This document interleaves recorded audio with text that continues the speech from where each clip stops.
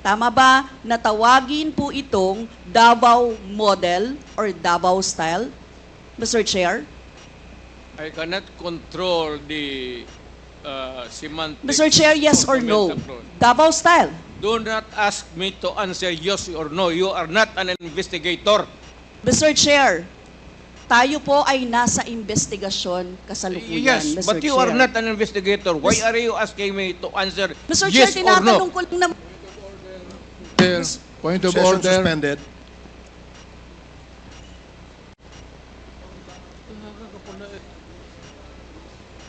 Point of order, Mr. Chair. Ano ka, police? Ang tinatanong ko lang, sa particular question na yon, maaari naman siyang sagutin ng yes or no. And then the explanation, Mr. Chair. Opo. Mr. Do Pres- not control my answer, kung Your Honor. This is not an inquisition. This is a democratic process of investigation. Okay. Thank you, Mr. President. Now, Mr. Chair, I would like to direct my questions, Mr. Chair, to Rodrigo Duterte. Mr. Chair, noong October 28, sinabi ni dating Pangulong Duterte, under oath, sa harap ng Senado, and I quote, I and I alone take full legal responsibility sa lahat na nagawa ng mga pulis. Pursuant to my order, ako ang managot. At ako ang makulong, wag yung pulis na sumunod sa order ko. Ang tanong natin, Mr. Chair, the families of innocent extrajudicial killing victims are present. Yun po yung pinagsalita nyo kanina. So can the former president look them in the eyes and say once more that he takes full legal responsibility for the deaths of their loved ones, Mr. Chair?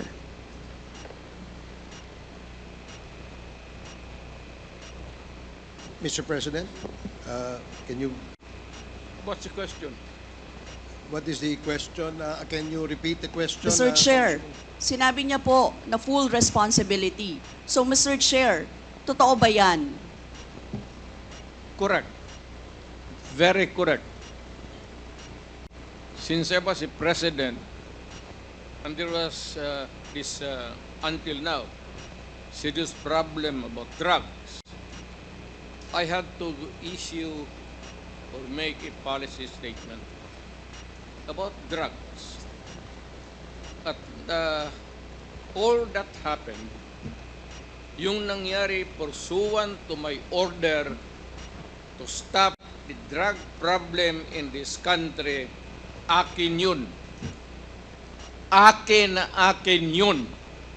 Ako ang nagbigay ng order kasi ginawa nila illegal or legal, akin yun. Thank you, Mr. Chair. I take full responsibility for it. Thank you, Mr. Chair. Yun po yung tanong ko. Yung families of innocent extrajudicial killings, kayo din. File the case in court. Mr. Walang Chair. problema. Nandiyan ang korte. Yes, Mr. Chair. Second question ko. Responsable kayo kasi polisiya nyo yon. Kumbaga, tatak Duterte. Dahil polisiya nyo rin yan, tama ba? Sa Davao. Nung nasa Davao pa kayo. Tama ba na tawagin po itong Davao model or Davao style, Mr. Chair? I cannot control the semantics. Mr. Chair, yes of or the no? metaphor. Davao style. Do not ask me to answer yes or no. You are not an investigator. Mr. Chair, tayo po ay nasa investigasyon kasalukuyan, Yes, Mr. but you Chair. are not an investigator. Why are you asking me to answer Mr. yes Chair, or tinatanong no? ko lang naman. Chair, point of Session order. suspended.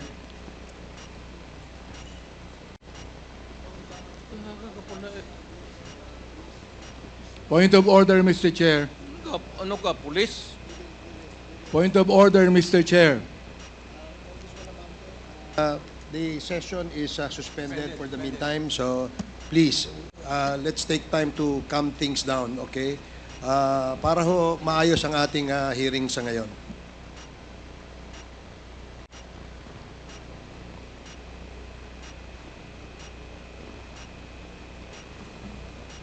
Hearing is resumed. Please proceed, Congresswoman Rosas. Yes, Mr. Chair. Napakasimple lang po ng tanong ko. Tinatanong ko lang po kung yes or no, Davao style ba yung inyong modelo. Mr. Chair, ayaw niya sagutin. So, Mr. Chair, hindi ko maintindihan yon. I'm What is sorry. your personality, Your Honor?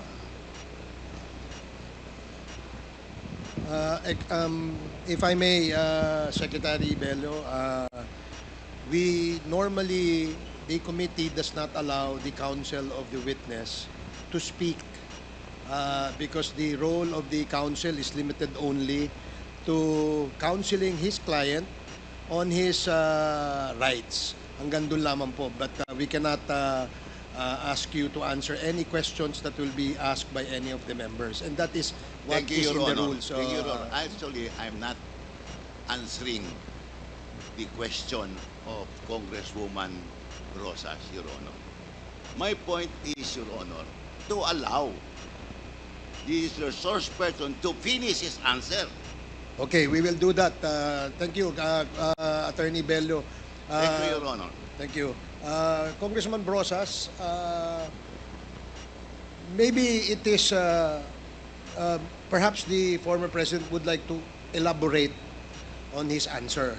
We may ask questions that is answerable by yes or no, and as much as possible, we would ask the resource person to say only answer yes or no. But if he wishes to elaborate, and as long as it is germane and related to the answer to your question, we will allow that. But Yes. we will make it very, very short. Yes, Mr. Chair. Pwede namang mag-expound, Mr. Chair. Ang tinatanong ko lang, sa particular question na yun, maaari naman siyang sagutin ng yes or no. And then the explanation, Mr. Chair. Opo, opo. Mr. Do Pres- not control my answer, kung Your Honor. This is not an inquisition. This is a democratic process of investigation. Okay, thank you, Mr. President. Sana po, if there are questions that will be propounded by the members, hopefully, medyo, kung gusto po natin mag-elaborate, we will allow that, provided that kung maaari po sanang iksian lamang po natin nang sa ganun, malinaw. And for the members who wish to ask questions that are answerable by yes or no, please make the questions very clear para ho masagot po ng yes or no, Your Honors. So I hope para ho maayos yung ating patakbo ng ating hearing sa ngayon. So please proceed, Congresswoman Brosas. Yes, Mr. Chair. Mr. Chair, ang tanong ko, sinasabi nyo rin na ang war on drugs ay talagang utos nyo. Diba? Pag sinabing war on drugs, Duterte yan. Sa inyo na nadikit yan. Unless, eto po, tanong na pwede nyo i-expound. May iba kayong gustong itawag doon? Meron po ba kayong gustong ibang itawag doon? Wala na po. Sabi ko, I assume full responsibility for whatever happened in the actions taken by the law enforcement agencies of this country to stop the drugs or the serious problem of the drugs affecting our people. Mr. Chair, next question. Nung naging mayor po kayo, sabi nyo naging safe ang Davao. Tama po ba? That would be that should be answered by a third person. I would not be answering that. It would be presumptuous of me to conclude. Hindi ako magsabi. I never said that Davao City was not publicly. Mr. Chair, as mayor, masasabi nyo na naging safe ang Davao sa panahon nyo? Talaga. Kasi Talaga. walang kriminal sa kalye, Talaga. walang snatcher, Walang snatcher. walang akyat bahay, Walang akyat bahay. walang magnanakaw, Walang magnanakaw. walang mamamatay tao. Walang mamatay tao. So yun po lahat, yes. Oh. So walang mga kriminal o walang insidente ng kriminalidad, bakit po? Merong mga incident, not totally. It would be a dream of a city not to have any criminal incidents or violence. Pero overall, Davao City was safe. If the test or standard would be that a citizen of the city can walk all over the city and men and children can go home safely, unmolested, undisturbed. That was the standard that I gave to the police of Davao City. Mr. Chair, I would like to ask, no, hindi ba nagkandamatay sila sa panahon na yon? Marami po. Sino-sino po ang mga pumatay? Wala akong listahan yan, ma'am. We have to go to the tawag nito. Hindi ko bit-bit. Ang bit-bit ko lang ho yung hindi. Mr. Chair, I would like to ask again, no? Sa inyo po na karanasan, kayo mismo ba pumatay? Ako, marami. Mga 6 o 7. So Ewan what- ko kung natuluyan yung, hindi ko na follow up sa hospital kung natuluyan. Quote ko lang, ipaalala ko ulit, Mr. Chair, kasi mula din ito sa Senate hearings, ano. I-quote ko lang po kayo, in Davao, I used to do it personally, just to show to the guys that if I can do it, why can't you? Correct. Sinabi niyo po yan sa mga business leaders sa meeting sa Manila. At kung paano niyo ginode ang mga police officers to gun down suspects. Tama po ba? Yes, if they present a violent resistance, that's the only thing there. You can kill the criminal if you are personally in danger of losing your life too. Ito But ba, hindi mo pwedeng patayin yung kriminal nakahandcuff o nakatali. Hindi trabaho ng lalaki yan. ito pong second, Mr. Chair, na quote, kayo rin ito. And I'd go around in Davao with a motorcycle, with a big bike around. And I would just patrol the streets looking for trouble also. Manila Times po ito. I was really looking for a confrontation so I could kill. Sinabi niyo po ito. Yes. Nagdadasal po ako na nagmumotor ako na may mag-hold upper dyan. At kung maabutan kita, talagang patayin kita. At kung basta kriminal ka, wala akong pasensya sa kriminal. Pagka lumaban, patayan. So, Mr. Chair, kanina po kasi sinabi ni Duterte na he takes full legal responsibility. Yes. Siya ang mananagot at Yes. makukulong sa ginawa ng mga kapulisan. Yes. Kung sa inyo po ang policy, inaako nyo rin ang accomplishment nito.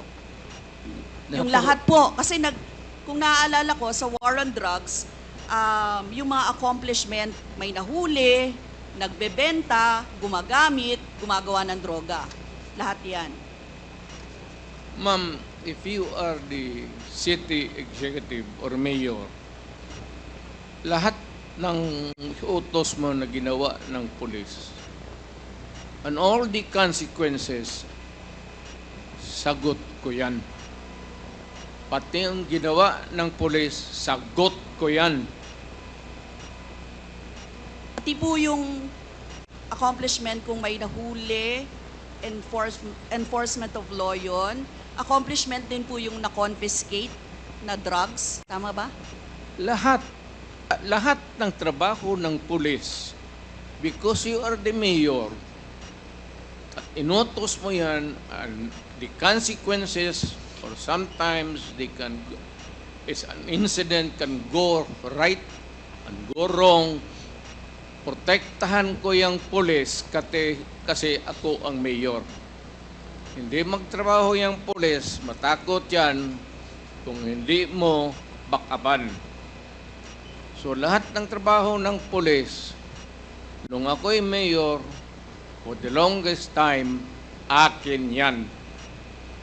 So, Mr. Chair, alam niyo po ba kung ilan ang arrested sa mga drug operations at how much ang drug na na-seize nung time na yan? Ma'am, I was not notified in advance that I have to make an accounting for the arrested persons in Davao City.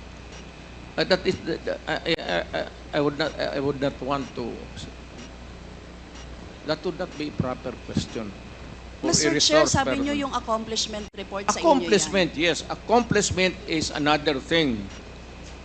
But you see, to ask for the number of arrests or killings, that would be a stupid question.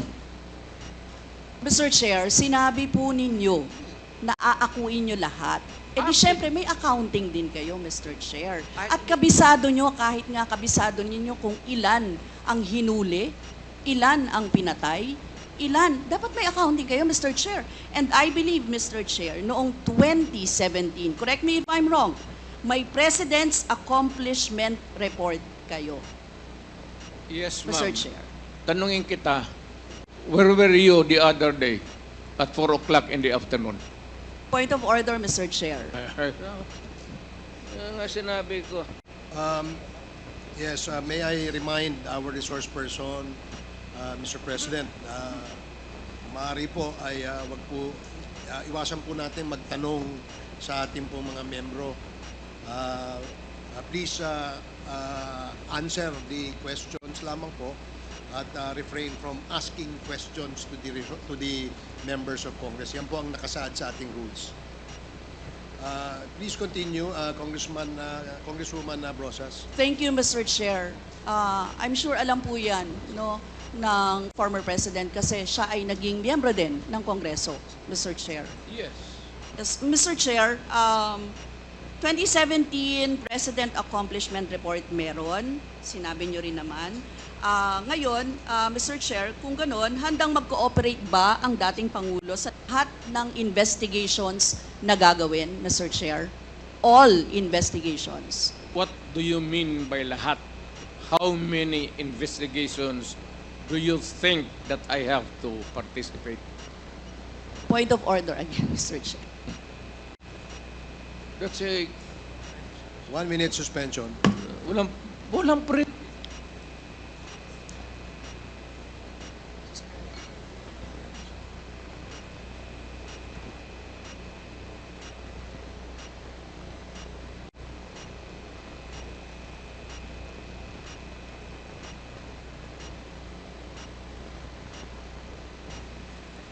Hearing is resumed.